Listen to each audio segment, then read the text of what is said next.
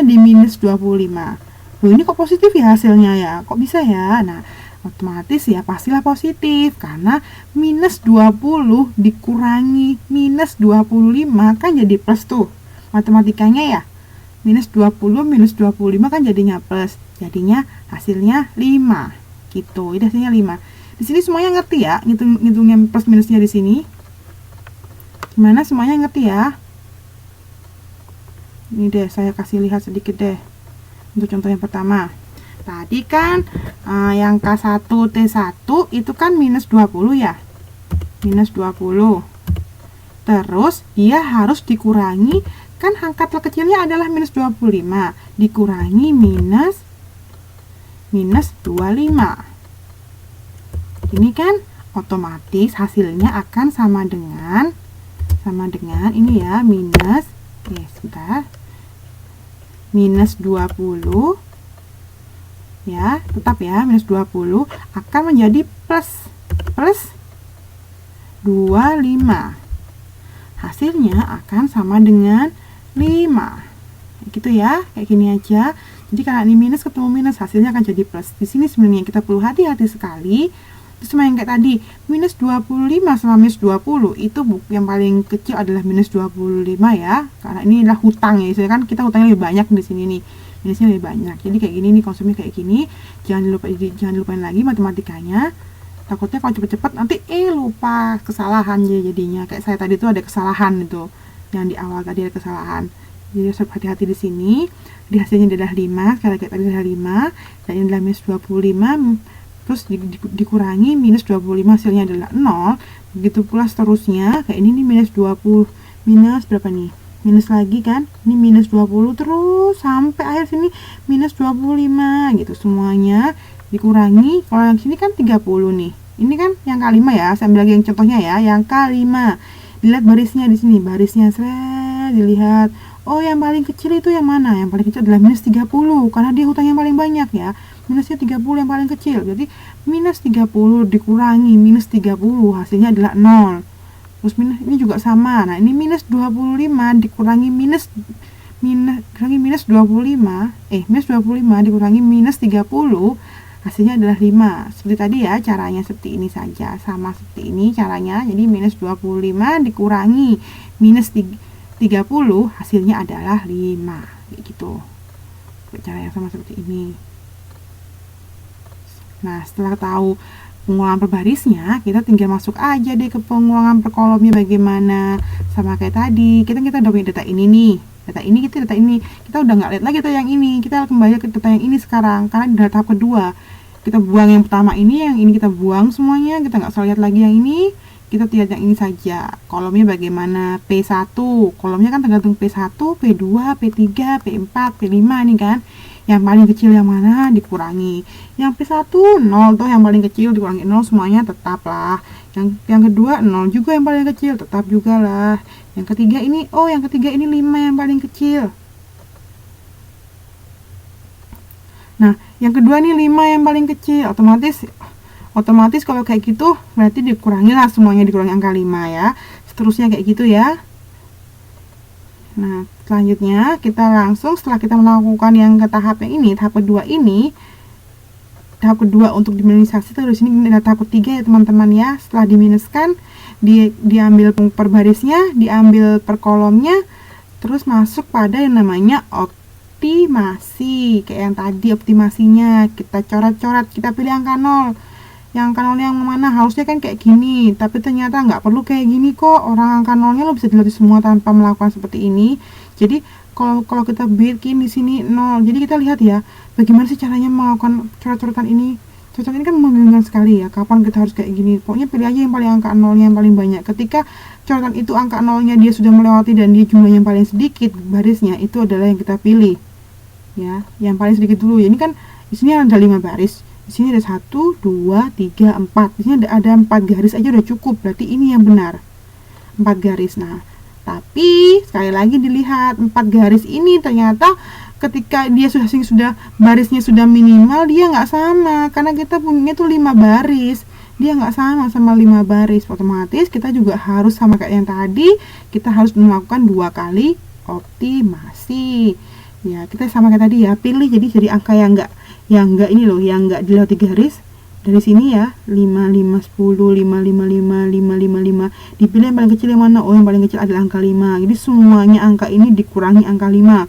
Lihat ya, ini tigaan ya. Ini jadi 5 ya, 5, 5, 10, jadi 0, 0, 5. Hasilnya 5, 5, 5, 5, jadi 0, 0, 0, 0. 5, 5, 5, 5, jadi 0, 0, 0. Nah, yang ketemuan ini nih, yang dilalui oleh 2 garis, dari 3 garis, 3 garis, semuanya ditambah 5. Tadi ya, dikurangi yang enggak dilalui garis dikurangi 5, yang dilewati oleh lebih dari 2 garis ditambah 5. Ini kan ada kan tambah 5. Jadi tambah aja 5-nya. Ini kan tambah 5 10. Oh, ini lagi ada nih dilalui 2 garis nih, 0 tambah 5 5 hasilnya ya. Terus ini nih yang P4 nih ada nih yang 0 tambah 5 5. Terus ini 5 ya, dia dilalui 2 garis nih. Bisa nih berarti 5 tambah 5 10, seperti itu ya. Jadi dilihat inilah perbedaannya. Setelah ini barulah kita lakukan lagi yang namanya coretan-coretan 0 ini. Setelah kita lakukan, kita cari yang paling minimal dan nolnya semuanya terlewati. Harus vertikal dan horizontal saja, nggak boleh diagonal. Oh, ternyata hasil akhirnya jumlahnya ada 5. Sama dengan jumlah baris kita yang ada 5, berarti hasil ini sudah optimal. Hasil ini bisa kita gunakan untuk pemetaan atau penugasan. Seperti itu. Setelah itu kita lihat bagaimana hasilnya setelah kita melakukan optimasi pada tahap kedua. Jadi hasilnya kan seperti ini teman-teman tadi itu. Tadi kan ini udah oke nih, berarti ini udah bisa dipakai nih. Kita tinggal pilih saja deh yang mana yang angka 0 buat tugas-tugas dari masing-masing karyawan kita tadi itu. Sudah dipilih seperti tadi, tahapnya sama ya, tergantung, pokoknya semuanya harus 0, nggak boleh kalau nggak 0 kayak gitu. Jadi semuanya bisa jadi kita bisa lihat. Nah, di sini kita bisa meninjaunya. Ini tadi kenapa saya bilang kenapa semuanya harus 0, sih Mbak. Nah, kita bisa meninjau sini dari angka. Di sini diberi contoh ya. Jadi contohnya kalau kita milih 0 sama kita nggak milih 0 itu bakalan beda hasilnya.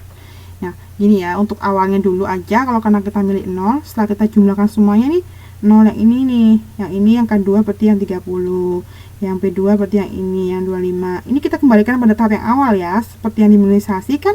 Setelah tahap akhir sendiri, setelah hasil optimalisasi sudah terketahuan, kita balikin lagi datanya di awal, tapi menggunakan pemetaan dari hasil kita tadi.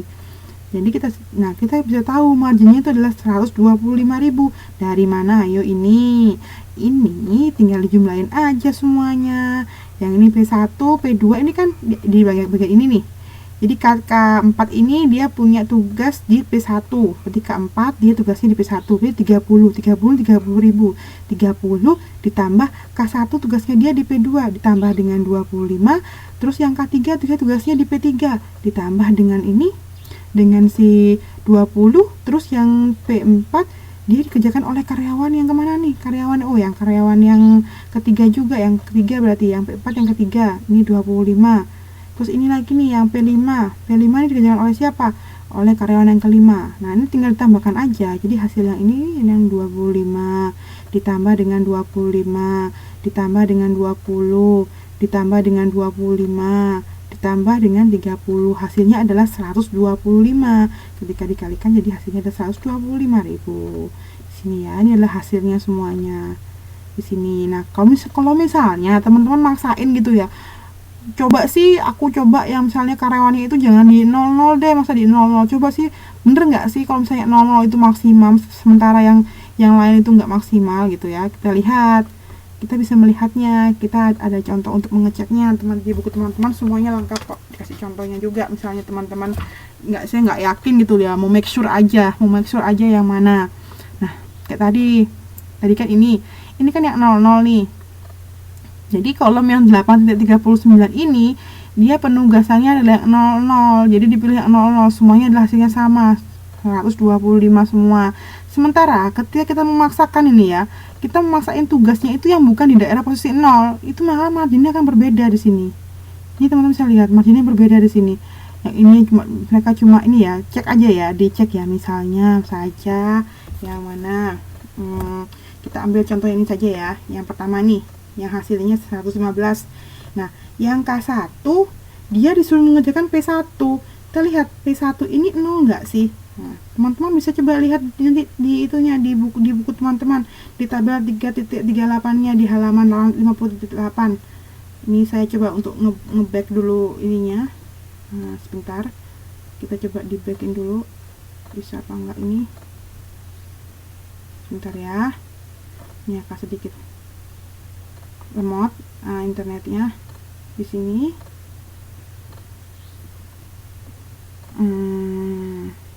Lama banget nih. Gini aja deh, teman-teman buka bukunya semuanya ya. Buka bukunya semua yang halaman 8.58. 8.58 tabel 8.38 ya. Dibuka bukunya semuanya ya, teman-teman semuanya. Udah buka belum? Halo? Udah buka belum semuanya ini bukunya?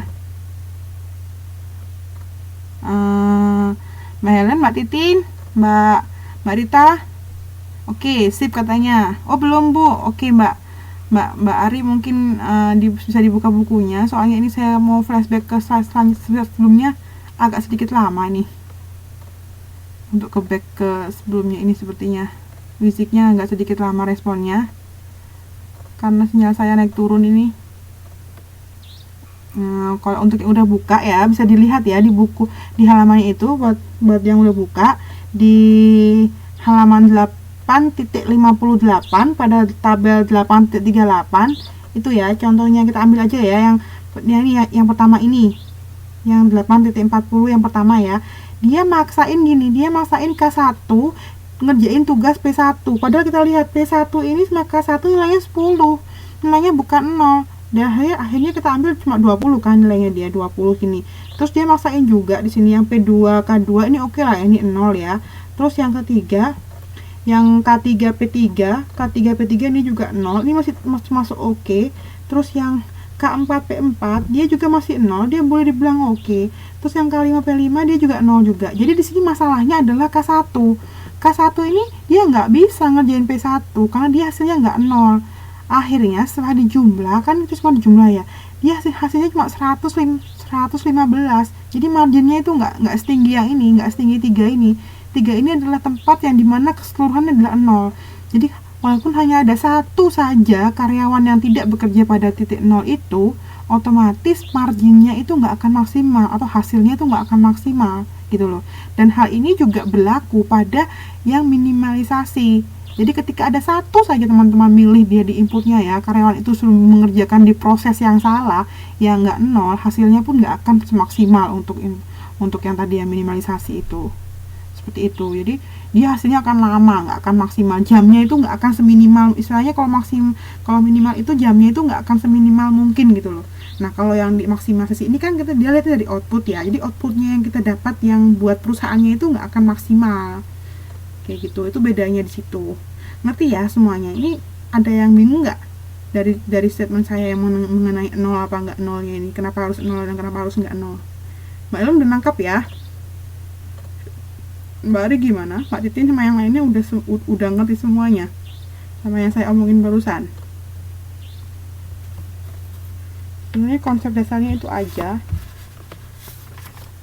yang harus ditekankan di sini, karena ini kan sebenarnya simple, nggak terlalu sulit, cuma emang butuh bener-bener teliti ya. Seperti saya juga sedikit melakukan kesalahan tadi itu di awal tadi karena kurang teliti juga. Jadi di sini kenapa saya lihat ini ketika semuanya dalam posisi 0 maka marginnya ini tetap.